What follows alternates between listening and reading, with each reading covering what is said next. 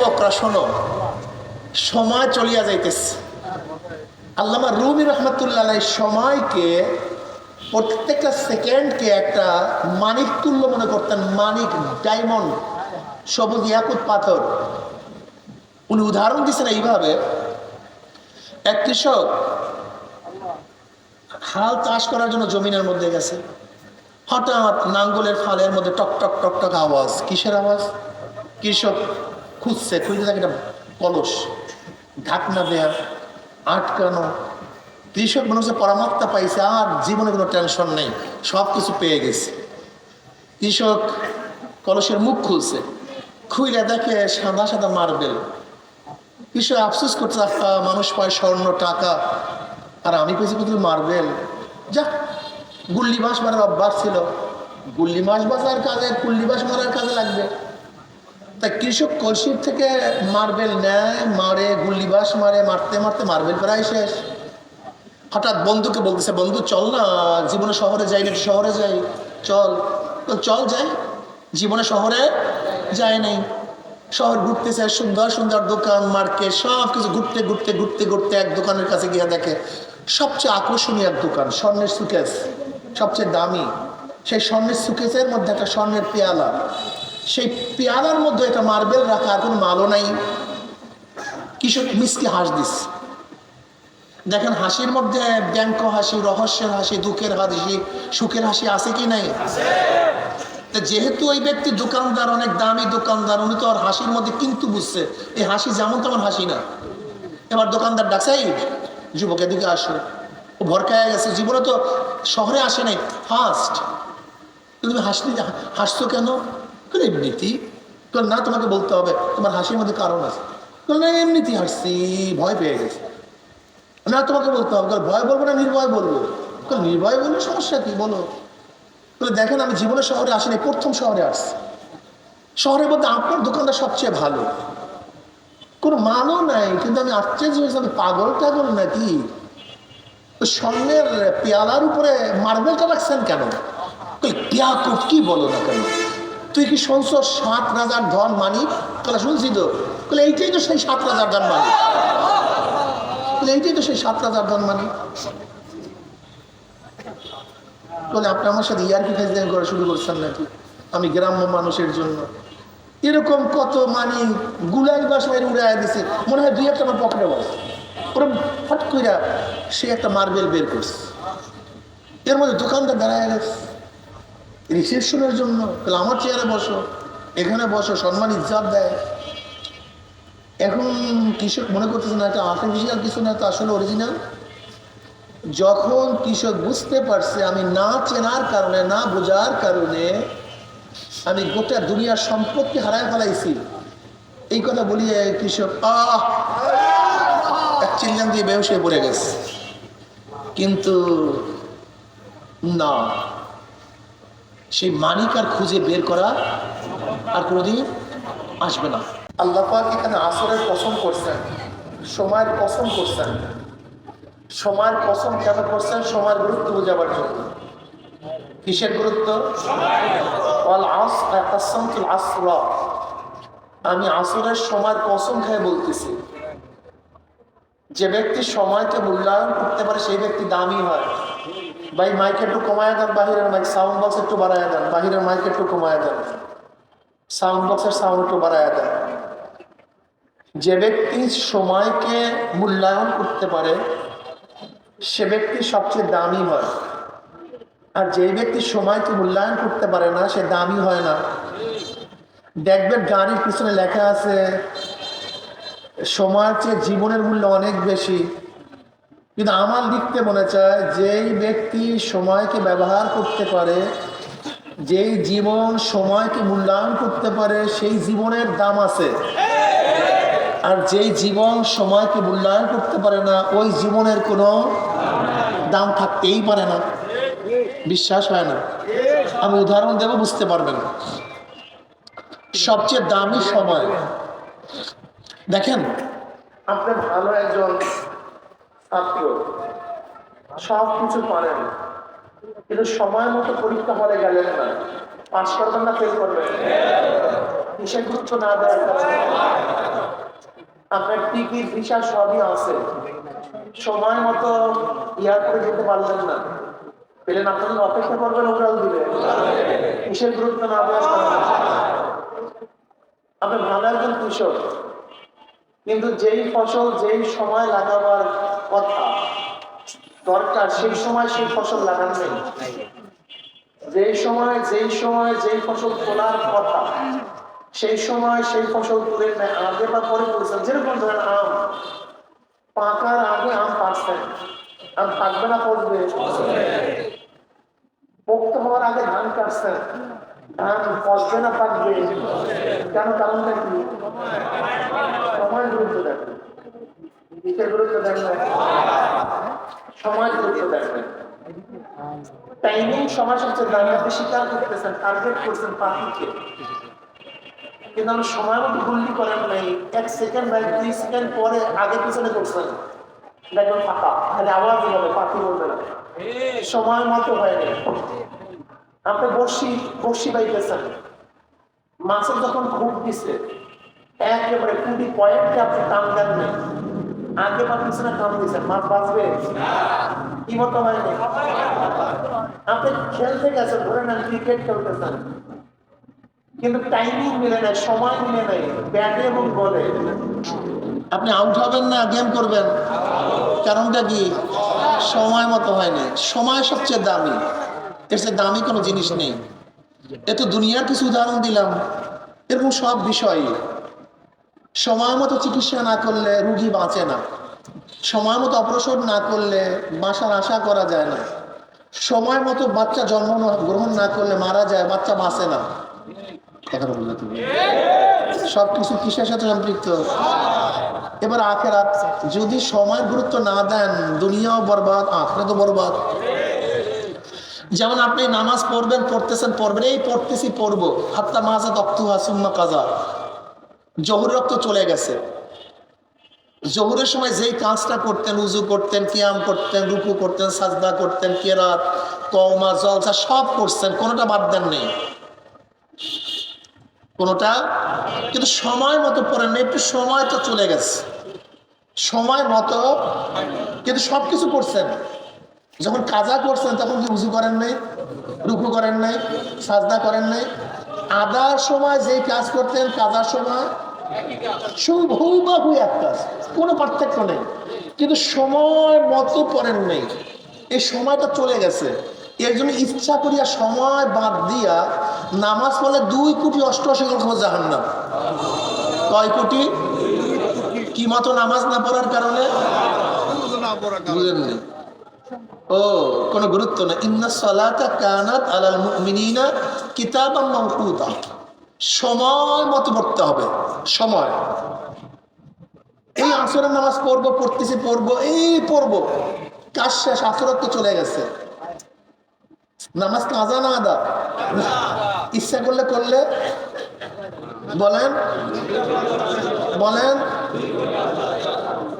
আদার সময়ও যা করতেন কাজার সময়ও একই করছেন, কিন্তু গোসল যদি ফরজ হয় ফরজ গোসল আদায় করছেন, উজু ফরজ হইলে আবার উজু করছেন, কিয়াম করছেন, সব করছেন, কোনো পার্থক্য সময় মতো হয়নি, কারবার শেষ। বুঝাতে পারি না? দেখেন সময়ের গুরুত্ব সবচেয়ে বেশি। এই রোজা রাখছেন সারাদিনে, আর 1 মিনিট বাকি সূর্য ডোবার, আর কি হবে, পানি পান করি না, অসুবিধা কি? 1 মিনিট বাকি থাকতে 1 ফোঁটা পানি পান করছেন, কারবার কি হয়ে গেছে? জানেন কি অবস্থা?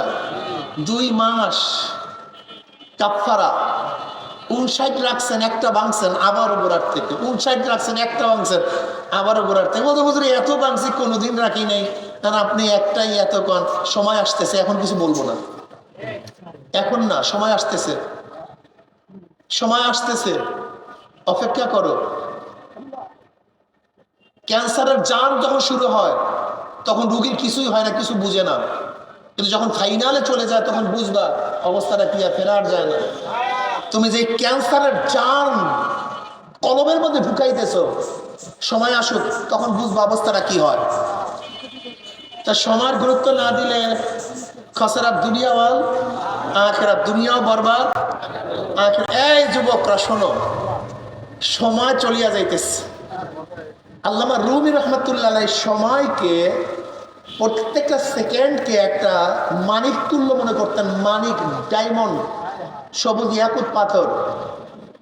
উনি উদাহরণ দিচ্ছেন এইভাবে, এক কৃষক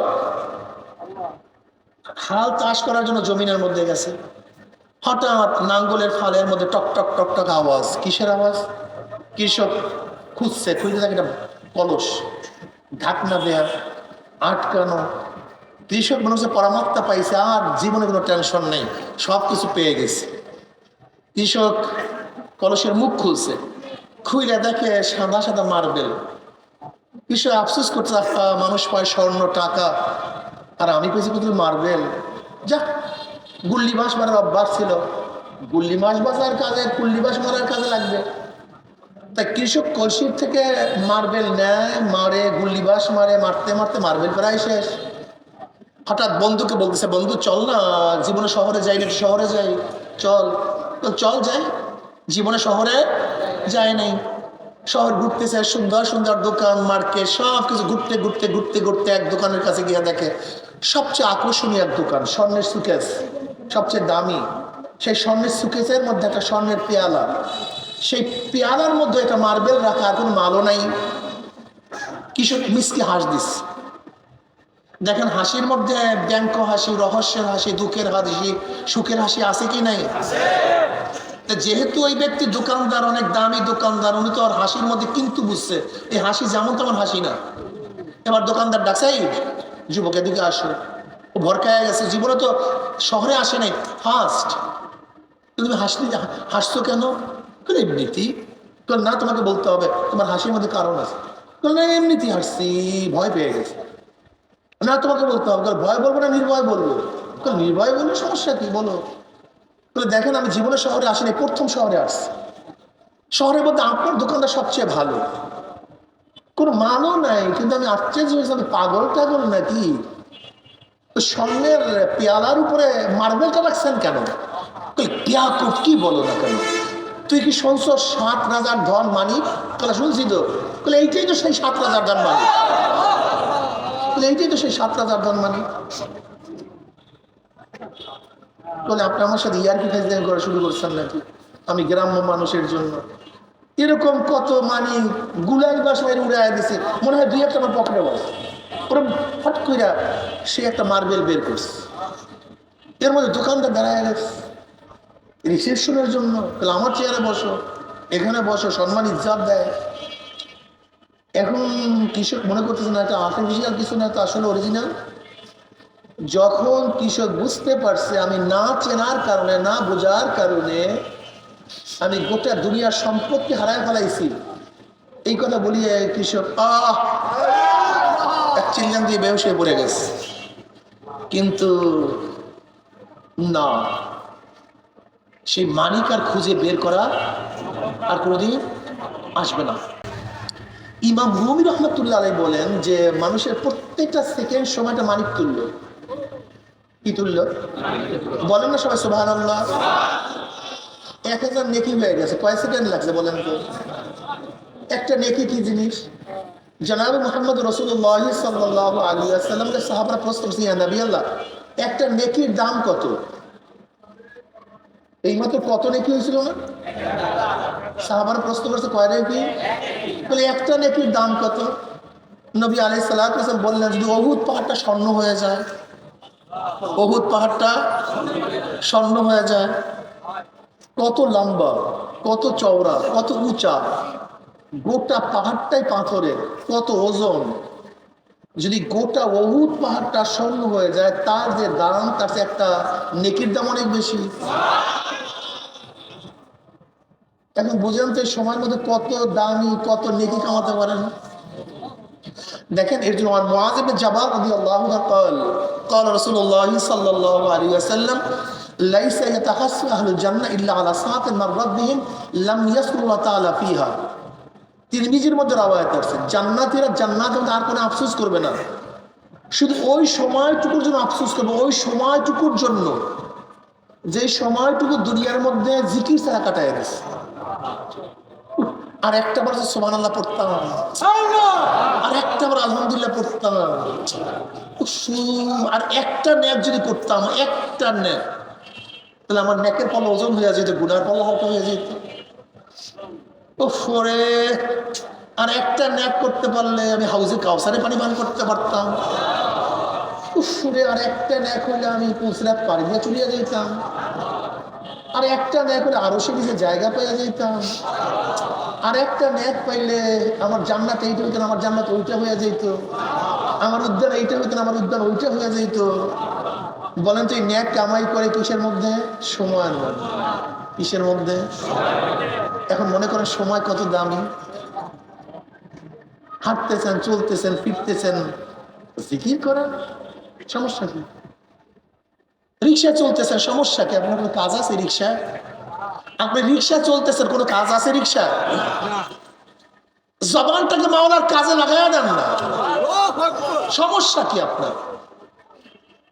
আপনি রাস্তা দিয়ে হাঁটতেছেন, পাও দিয়ে হাঁটেন, চক্ষু দিয়ে দেখেন, জবানটার কাজটা কি? ওটা জিকিরে লাগে।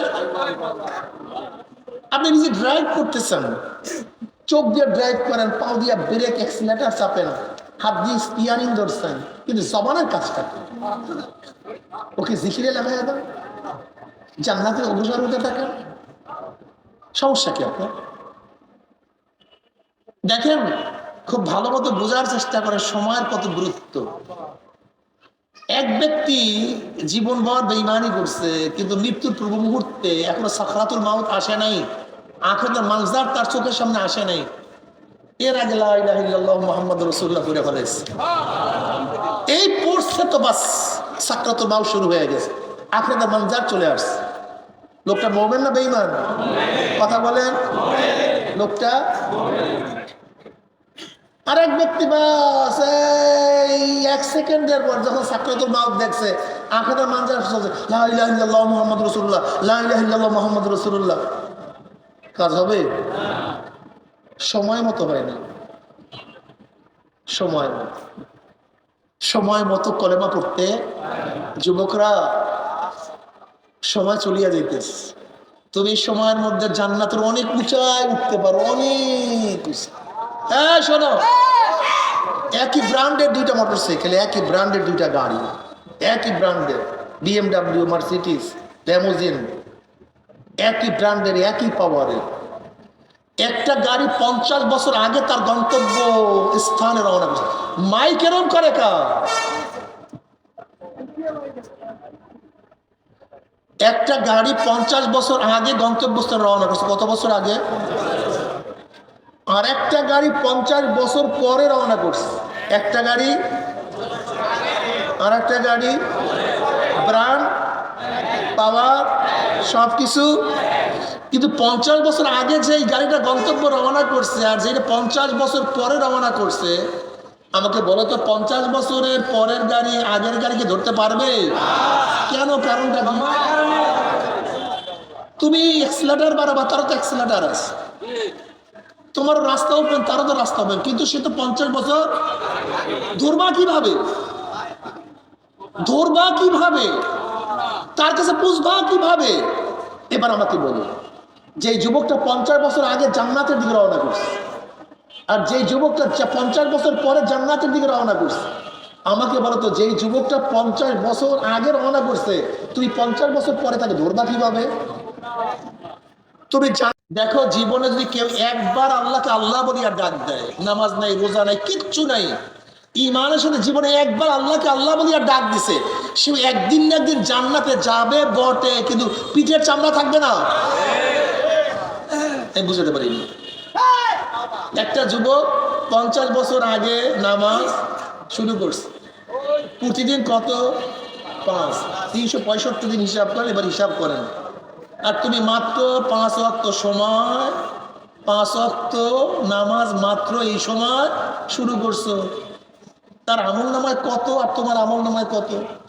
তুমি মাত্র টুপি মাথায় দেওয়া শুরু করছো, একটা যুবক 50 বছর আগে টুপির নেকে তার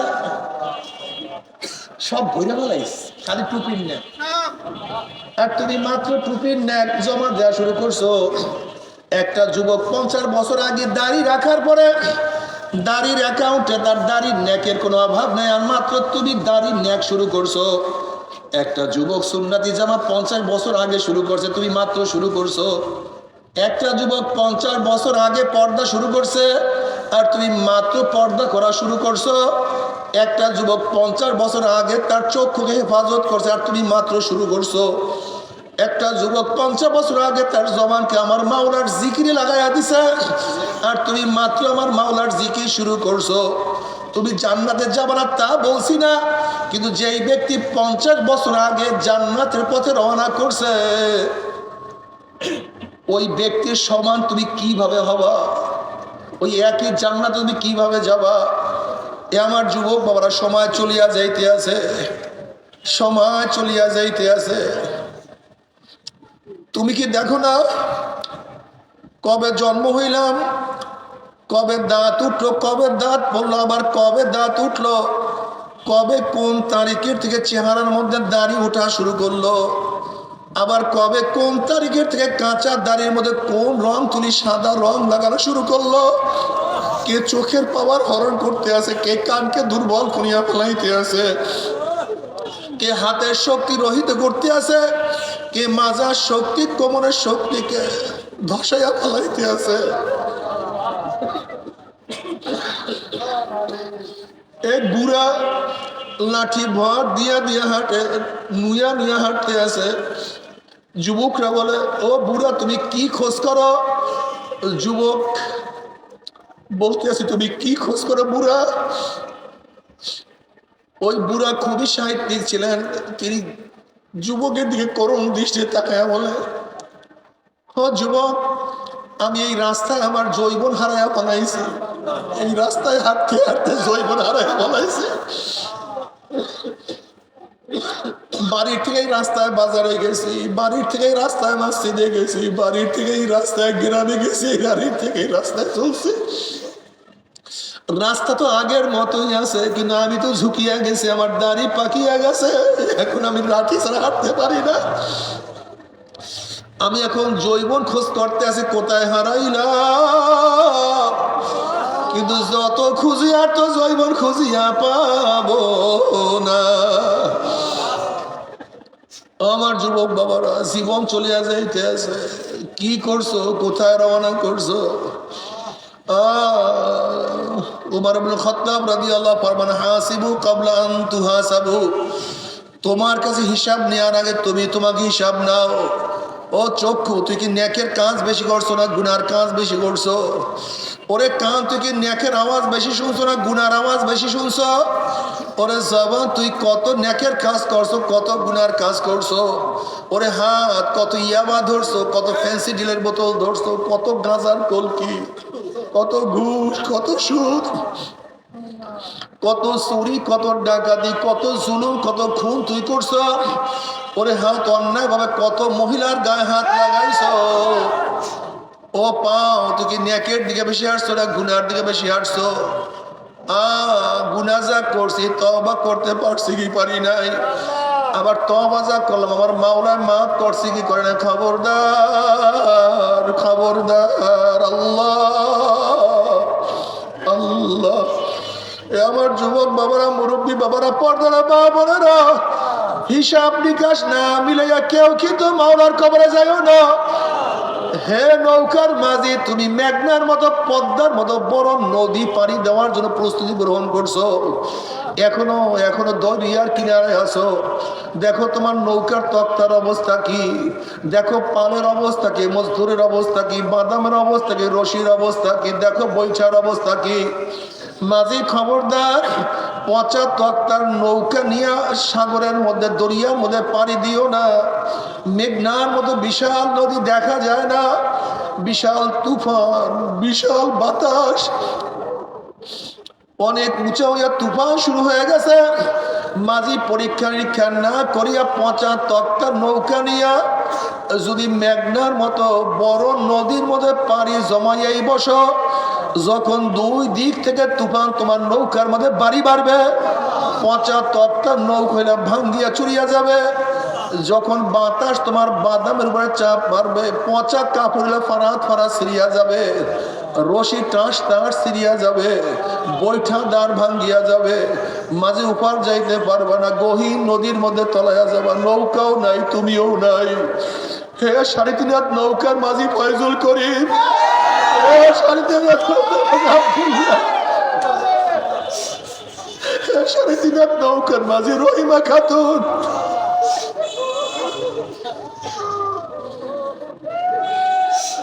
পাঁচটা সমুদ্র পাড়ি দিয়ে আমার মাওলার কাছে যাইতে হবে। নৌয়াত এক সমুদ্র, কবর এক সমুদ্র, কিয়ামত এক সমুদ্র, মিজান এক সমুদ্র, পুসরাত এক সমুদ্র। এখনো দরিয়ার কিনারায় আছো। ইমানের অবস্থা দেখো, আমলের অবস্থা দেখো।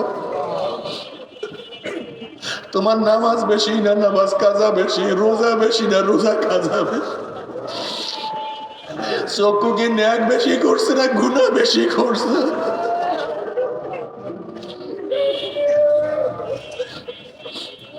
গুনাহ যা করছো তওবা করতে পারছো কি পারো না? ঈমান কি মজবুত না দুর্বল হয়ে গেছে? আল্লাহ না করুক, আল্লাহ না করুক, আল্লাহ না করুক, দুর্বল ঈমান পচা আমল নিয়ে তুমি মৃত্যু আসার খাইয়া পড়িয়া যাও। আজরাইল আলাইহিস সালাতু ওয়াস সালাম যখন তোমার কাছে আমার কাছে আসবে, দেখবা আজরাইলের মাথা আসমানে, পাও তার জমিনে, এক হাত মাসিক আর এক হাত মাগরিবে, নীল রঙের দিঘির মতো বড় বড় দুইটা চক্ষু আল্লাহ তুমি মাফ করিয়া দাও। সমস্ত শরীরের পশমের গোড়া দিয়ে শুধু আগুনের ঝিলকি বাইর হয়ে থাকবে। ওই আজরাইল যখন তোমার আমার রূহের উপর থাবা মারবে, পচা ঈমান পচা আমল কিন্তু টিকবে না। আমার মাওলার জান্নাতেও যাইতে পারবা না। আল্লাহ আল্লাহ তুই আমাদের সবাইকে মাফ করিয়া দাও।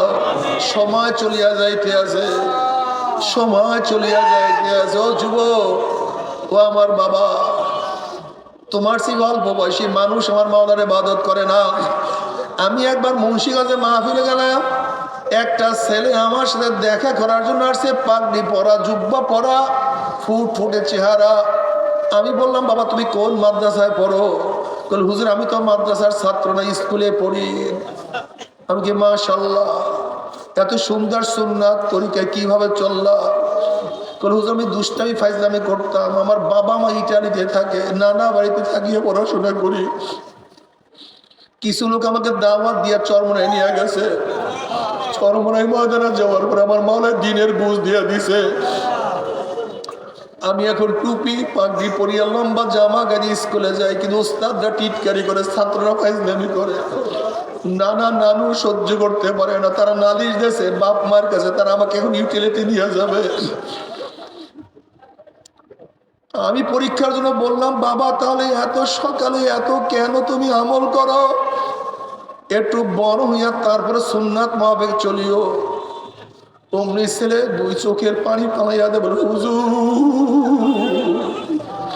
বাবা ছাড়তে পারি, মা ছাড়তে পারি, নানা নানু সব ছাড়তে পারি, আমি সব কিছু ছাড়তে পারি, কিন্তু নবীর সুন্নাত আমি ছাড়তে পারবো না।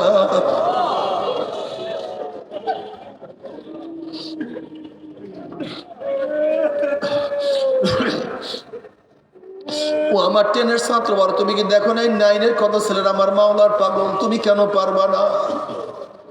ও মুসলমান সন্তানেরা, ইসমাইল আলাইহিস সালাতু ওয়াস সালাম অল্প বয়সে 7-8 বছর বয়সে মাওলার প্রেমে পড়িয়া ছুরির নিচে নিজের গর্দানকে ঝুঁকাইয়া দিতে পারে, তাহলে তুমি আমি কেন পারবো না?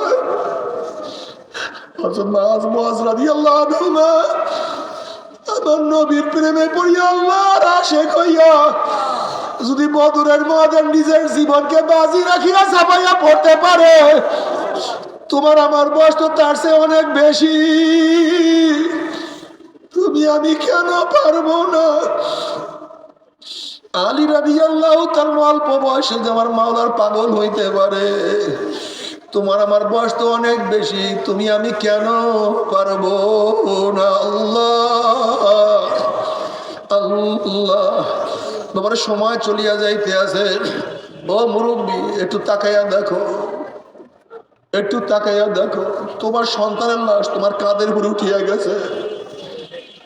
ও নানা, ও দাদা, তুমি তোমার নাতির জানাজায় উপস্থিত হয়ে গেছো।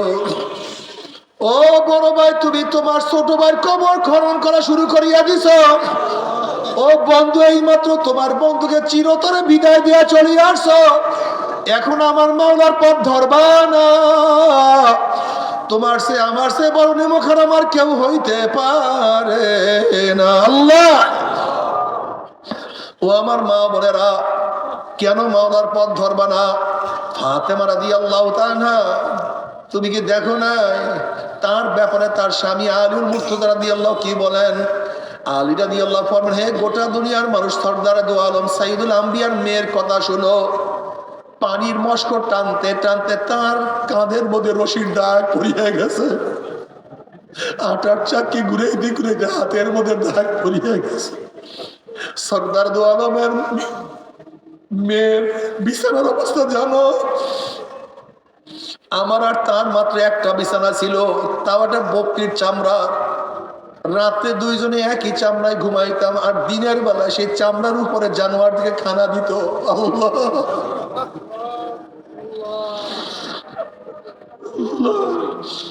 আম্মা জান আয়েশা সিদ্দিকা রাদিয়াল্লাহু আনহা ফরমান, নবীর ঘরে তো 2-3 দিন পর্যন্ত আগুন জ্বলতো না, কোনো খানা পিনার ব্যবস্থাও থাকতো না। আজকে বিল্ডিং এর প্রেমে পড়িয়া গেছে, বিল্ডিং এর প্রেমে পড়িয়া গেছে। আজকে দালান কোটার প্রেমে পড়িয়া গেছে, গাড়ি বাড়ি প্রেমে পড়িয়া গেছে। বাবারা, গাড়ি বাড়ি কোনো আপত্তি নাই, গাড়ি করো, বিল্ডিং এ থাকো, কিন্তু আমার মাওলাকে ভুলিও না, আমার মাওলাকে সারিও না। আল্লাহ, বাবারে, সময় চলিয়া যাইতে আছে, ইবাদত করিয়া মাওলার কবরে যাইতে পারো, কবরটা জান্নাতের বাগিচা হইয়া যাবে। কিয়ামতের ময়দানে আরশের নিচে জায়গা পাইয়া যাবা। ওয়া ইন মিনকুম ইল্লা ওয়ারিদুহা কানা আলা রাব্বিকা হাতমান মাকদিয়া সুম্মা নুনাজ্জিল লাযিনা তাকাও ওয়া নাযারুজ যালিমিনা ফিহা জিসিয়া। 30,000 বছরের পৌঁছার 1 সেকেন্ডের মধ্যে পানি দিয়ে আমার মাওলার জান্নাতে চলিয়া যাবা। আল্লাহ সবাইকে কবুল করিয়া নাও। কিন্তু আল্লাহ না করুক, আল্লাহ না করুক, আল্লাহ না করুক, ইমান আমল আখলাক না নিয়ে যদি কিয়ামতের ময়দানে উঠো, যখনই নাফরমান বদমাশ বেঈমানরা পৌঁছাতে উঠবে, অমনি কাটিয়া কাটিয়া পিছলাইয়া পিছলাইয়া গুম গুম করে জাহান্নামে পড়িয়া যাবে। 70 বছর পর্যন্ত জাহান্নামে যাইতেই থাকবে, যাইতেই থাকবে। ডাইনে আগুন, বামে আগুন, উপরে আগুন, নিচে আগুন, সামনে আগুন, পিছনে আগুন। আল্লাহ আমাদের সবাইকে মাফ করিয়াই দাও, সবাইকে ক্ষমা করিয়া দাও। আজকে কত সুন্দর সুন্দর পোশাক পরো, জামা পরো। জাহান্নামীদেরকেও একটা জামা পরানো হবে, কিন্তু উলের কোনো জামা না, সুতির কোনো জামা না, না কোনো রেশমি কাপড়ের জামা হবে। ওই জামাটা হবে জাহান্নামের আগুনের। আল্লাহ তুমি মাফ করিয়া দাও। জাহান্নামের আগুনের পোশাক যখন জাহান্নাম থেকে পরাইয়া দেওয়া হবে, আল্লাহ তুমি মাফ করিয়া দাও। শরীরের মধ্যে আগুনের জামাটা সেট হয়ে যাবে। নাফরমান 2 হাত দিয়ে জামা সেরার ব্যর্থ চেষ্টা করবে, কিন্তু জামাও সেরতে পারবে না, সহ্য করতে পারবে না। শুধু শরীরের মধ্যে আগুন আর আগুন। আল্লাহ মাফ করিয়া দাও।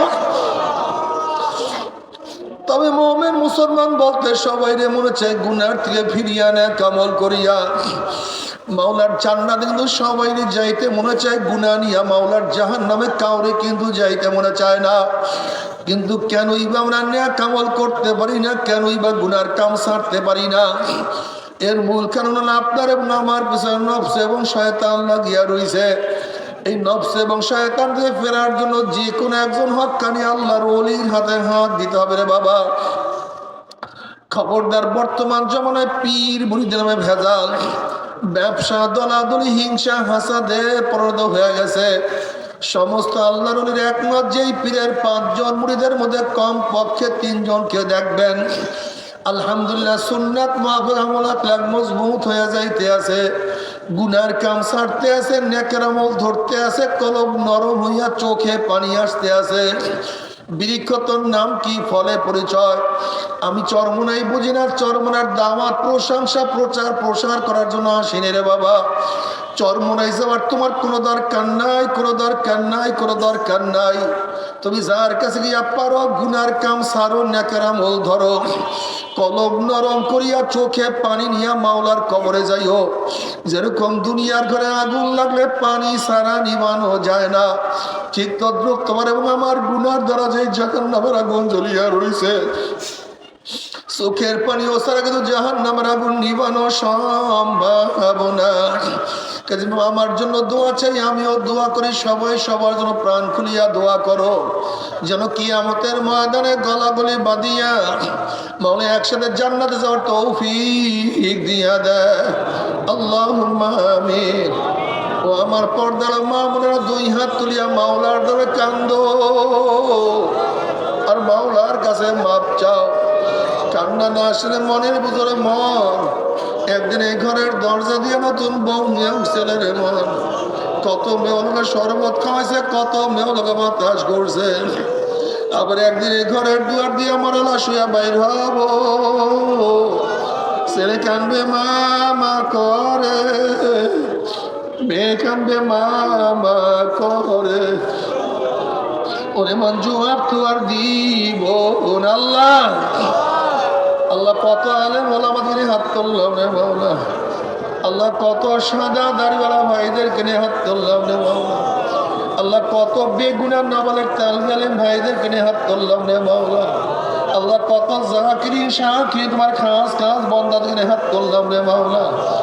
আল্লাহ আমি তো গুনাহগার, আমার দিকে না তাকাইয়া তোমার যেই বন্দার হাত পছন্দ হয় তার ছিল আমাদের সবার গুনাহ খাতা মাফ করে দাও। আল্লাহ মাফ করবাই না, ক্ষমা করবাই না, তাহলে তোমার বন্দার এখানে কেন আসছে, কি পাওয়ার জন্য আসছে, কি চাওয়ার জন্য আসছে?